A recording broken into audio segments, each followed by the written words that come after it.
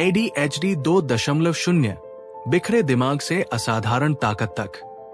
नई साइंस, नई सोच और नई शुरुआत।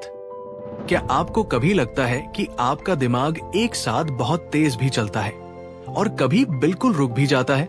आपके पास ढेर सारे आइडियाज होते हैं, लेकिन उन्हें पूरा करने में मुश्किल होती है? अगर हाँ, तो आज की ये ऑडियो बुक आपके लिए एक नई शुरुआत साबित हो सकती है।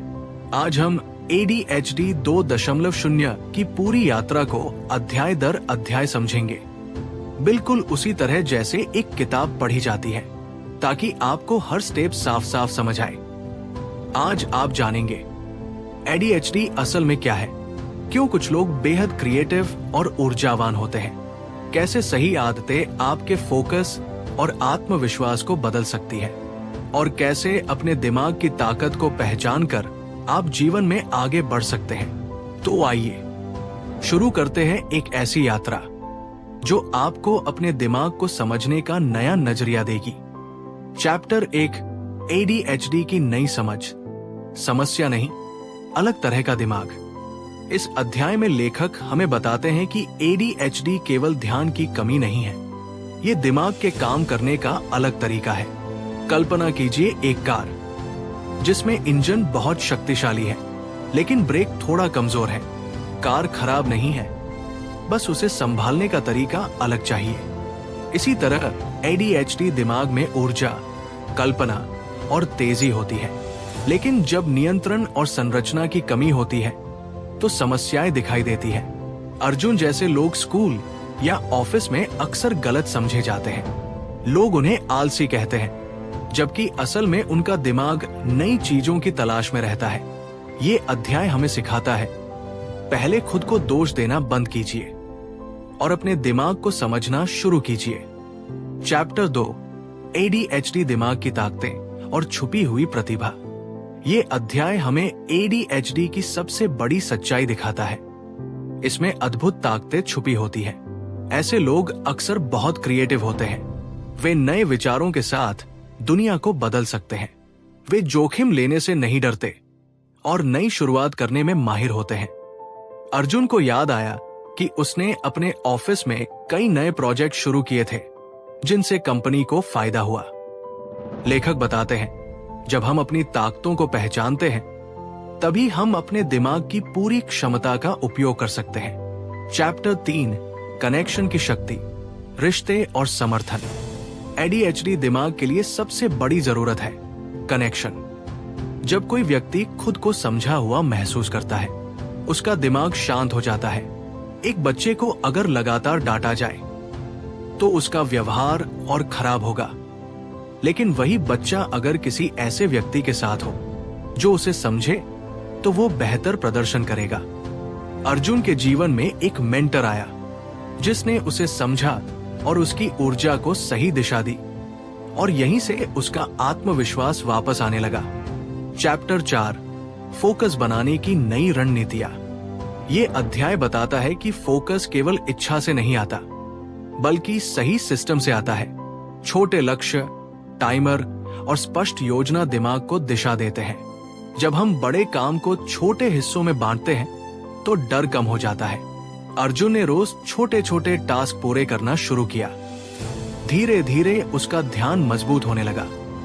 चैप्टर 5, मूवमेंट और शरीर की ताकत। लेखक बताते हैं कि ADHD दिमाग को मूवमेंट की जरूरत होती है। व्यायाम केवल शरीर के लिए नहीं, बल्कि दिमाग के लिए भी जरूरी है। दौड़ना, योग, वॉक, ये सब डोपामिन बढ़ाते हैं, जिससे ध्यान बेहतर होता है। अर्जुन ने सुबह दौड़ना शुरू किया और उसने पाया कि उसका दिमाग ज्यादा साफ और शांत महसूस करता है। चैप्टर 6, नींद, आहार और दैनिक आदतें। इस अध्याय में बताया गया है कि नींद और पोषण ADHD में बहुत महत्वपूर्ण भूमिका निभाते हैं। नींद, आहार और दैनिक आदतें ADHD के मैनेजमेंट में सबसे बेसिक लेकिन सबसे पावरफुल चीजों पर फोकस करता है। ADHD में दिमाग पहले से ही एग्जीक्यूटिव फंक्शंस जैसे फोकस, इमोशन कंट्रोल, प्लानिंग में चुनौती लेता है, और नींद प्लस आहार प्लस रूटीन अगर खराब हो तो ये लक्षण और भी बिगड़ जाते हैं। एक नींद क्यों इतनी महत्वपूर्ण है एडीएचडी में? एडीएचडी वाले लोगों में नींद की समस्या बहुत आम है। देर से सोना, बार बार जागना या सुबह उठने में दिक्कत। अच्छी नींद 7 से 9 घंटे लगातार मिलने पर ध्यान, अटेंशन बेहतर होता है, भावनाएं संतुलित रहती हैं, गुस्सा, फ्रस्ट्रेशन कम भड़कता है, इंपल्सिविटी, तुरंत रिएक्ट करना कम होती है। नींद कम होने पर ब्रेन का प्रीफ्रंटल कॉर्टेक्स, जो कंट्रोल करता है, और कमजोर हो जाता है। अमिगडाला, भावनाओं का केंद्र, ज्यादा रिएक्टिव हो जाता है। छोटी बात पर बड़ा गुस्सा, चिड़चिड़ापन, फोकस, मेमोरी और डिसीजन मेकिंग और खराब हो जाती है। कई बार नींद की कमी के लक्षण एडीएचडी जैसे ही लगते हैं, इसलिए नींद ठीक करना पहला स्टेप है। अर्जुन भी एडीएचडी से जूझ रहा था। वो देर रात तक मोबाइल चलाता रहता था, स्क्रॉलिंग, वीडियो, गेम्स। इससे नींद बहुत कम हो जाती थी। सुबह उठना मुश्किल, दिन भर थकान, चिड़चिड़ापन, फोकस जीरो, छोटी छोटी बातों पर गुस्सा। फिर उसने बदलाव किया, रात को मोबाइल बंद करना, शायद नाइट मोड या दूर रखना, फिक्स टाइम पर सोना, जैसे 10 से 11 बजे, संतुलित खाना शुरू किया, ब्रेकफास्ट, प्रोटीन रिच मील्स। कुछ ही दिनों में फर्क दिखा। नींद अच्छी होने से दिन में एनर्जी और फोकस बढ़ा, भावनाएं कम भड़की, व्यवहार में सुधार, रिश्ते बेहतर, काम ज्यादा प्रोडक्टिव। चैप्टर 7, भावनाओं को समझना और नियंत्रित करना। एडीएचडी में भावनाएं तेज होती है, छोटी बात भी इतनी तेज और अनियंत्रित हो जाती है। एडीएचडी वाले लोगों में भावनात्मक डिसरेगुलेशन, इमोशनल डिसरेगुलेशन बहुत आम है।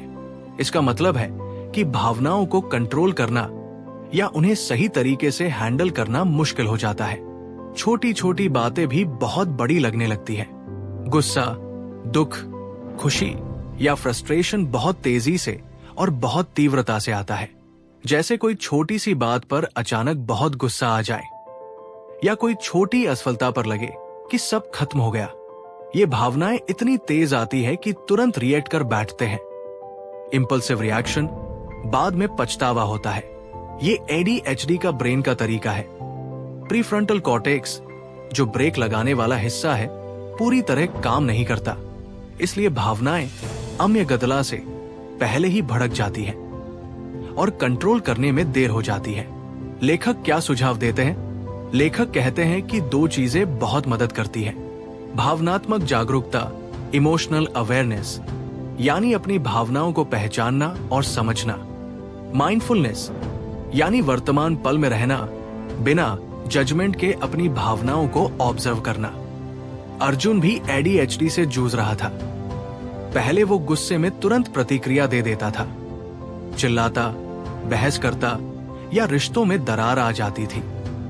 फिर उसने सीखा, गुस्सा आने पर तुरंत रिएक्ट न करना, बल्कि रुकना, गहरी सांस लेना, डीप ब्रीदिंग, जैसे 4 सेकंड सांस अंदर, 4 सेकंड रोकना, 4 से 7 सेकंड धीरे धीरे बाहर छोड़ना।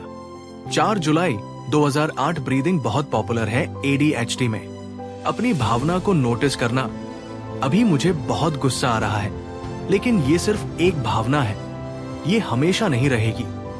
इस प्रैक्टिस से वो इंपल्सिव रिएक्शन कम कर पाया। रिश्ते बेहतर हुए क्योंकि अब वो पहले सोचकर बोलता था, झगड़े कम हुए, खुद को भी ज्यादा शांति मिली।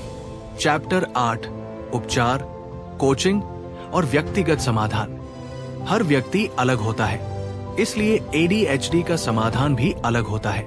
कुछ लोगों के लिए दवा मददगार होती है, कुछ के लिए कोचिंग और थेरेपी, और सबसे ज्यादा मदद मिलती है सही वातावरण और समर्थन से। ये अध्याय हमें सिखाता है कि समाधान खोजने में शर्म नहीं, बल्कि साहस है। चैप्टर 9, अपनी पहचान को बदलना और भविष्य बनाना। सबसे बड़ा बदलाव तब आता है जब हम खुद को नए नजरिए से देखते हैं। अर्जुन ने खुद को कमजोर नहीं, बल्कि अलग और शक्तिशाली समझना शुरू किया। उसने अपने जीवन को अपने दिमाग के अनुसार डिजाइन किया। धीरे धीरे उसने सफलता और संतुलन दोनों हासिल किए। आज आपने ADHD 2.0 की पूरी यात्रा को अध्याय दर अध्याय समझा। आपने जाना कि ADHD केवल चुनौती नहीं, बल्कि एक अनोखी क्षमता भी है। जब आप अपने दिमाग को समझते हैं, सही आदतें अपनाते हैं और सही लोगों से जुड़ते हैं, तो आपका जीवन बदल सकता है।